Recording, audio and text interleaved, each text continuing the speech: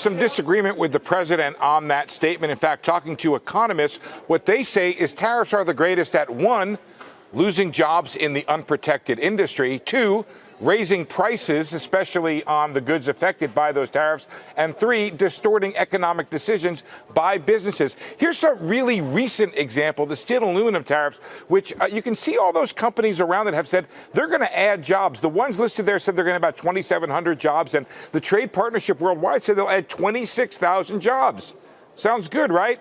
Well, let's go to the other side of the ledger. Those 26,000 jobs added, another 500,000 jobs or so are expected to be lost because of higher steel prices, which saps consumer spending and raises prices and otherwise reduces growth because of the higher prices. Let's go back in history and take a look at some sort of forgotten one.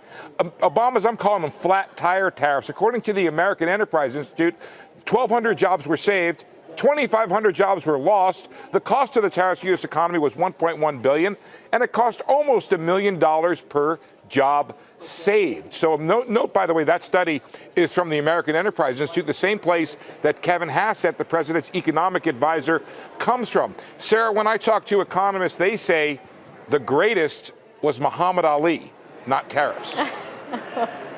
Well, Steve, just on a flip side, though, to that, one area you could say tariffs have worked, and this may not be therefore applicable to the United States, but it has been used and to positive effect for many emerging markets as they emerge, as their GDP per cap grows, and you'd have to say China over the last 2 or 3 decades is an example of that. So when you have a developing country and one that is trying to establish industries, it can work for a while. But, you know, Wilf, I had the pleasure and sometimes displeasure of living in the former Soviet Union for 6 years, from 1992 to 1998.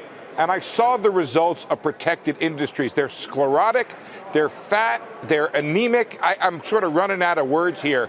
But what happens when you protect those industries is they become uncompetitive. And that's one of the big dangers here. We had that in the United States when it came to the auto industry as well.